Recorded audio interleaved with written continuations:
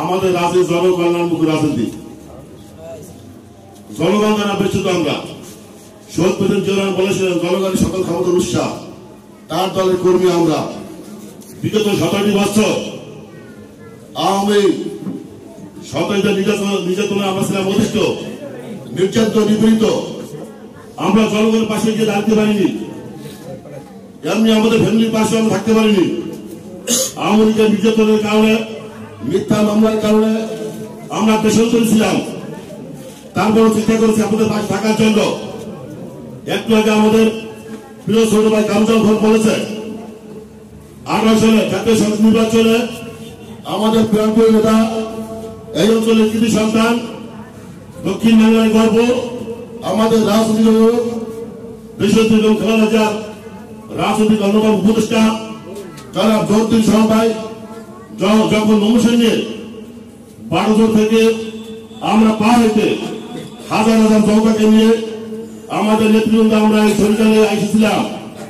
সেখানে আমরা সেই দায়িত্ব উঠেছি, আর আমরা বেরোতে পারিনি।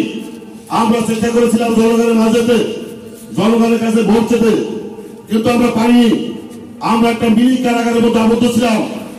সেখানে আইন শৃঙ্খলা রক্ষাকারী বাহিনীর অতি উৎসাহী কর্মকর্তারা আমাদের সবসময় ঘিরে রাখত আওয়ামী লীগের সন্ত্রাসীদের নিয়ে।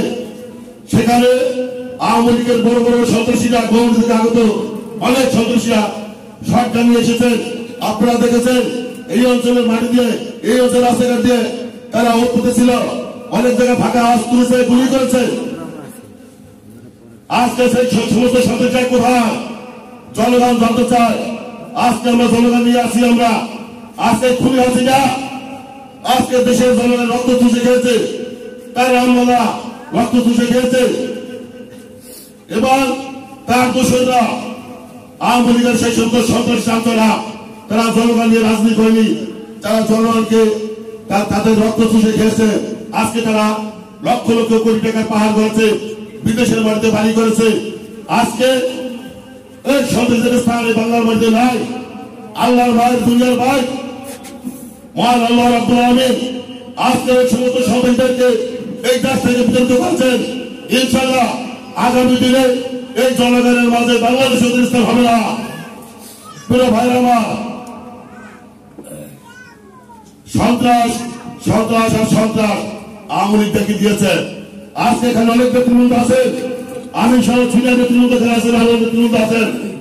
এমন কোন আঘাতের চিহ্ন কারো গায়ে যে হয়তো জামা খুলে শার্ট দেখাতে পারতাম যে আওয়ামী লীগের চিহ্ন। আজকে শুধু আমরাই না, মসজিদের ইমাম মাওলানা পর্যন্ত রেহাই পাইল হাত থেকে। যখন শুক্রবার জুম্মা নামাজ হয়েছে মসজিদে, যখন ইমাম সাহেবরা খুতবা করতেছেন, তারা বয়ান করতেছেন, ইসলাম, বাংলাদেশ ইসলামের দেশ, একটা মুসলিম দেশ, সেখানে আছে খুতবায় আমাদের ইসলাম সম্বন্ধে কথাবার্তা হয়। সত্য কথা বলার জন্য অনেক ইমামদেরকে ঘেরি বের করে দিয়েছে মাথা সুতি মসজিদ থেকে, তাদেরকে আক্রান্ত করেছে এই সমস্ত সন্ত্রাসীরা। এই সমস্ত সন্ত্রাসীদের কারণে এদেশের হিন্দু ভাইয়ের মতো রেহাই পায়নি, সাধারণ জনতার মতো রেহাই পায়নি। প্রিয় ভাই আমার, আমি বক্তব্য দীর্ঘ করবো না।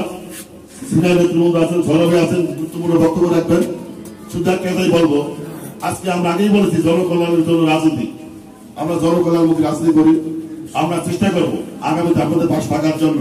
আজকে মডেল বৌদ্ধ শেষ দল, আজকে আপনাদের জনগণের মাঝে, শীত মানুষের মাঝে শীত বস্ত্র বিতরণ আজকে অনুষ্ঠান, আজকে একটা মডেল।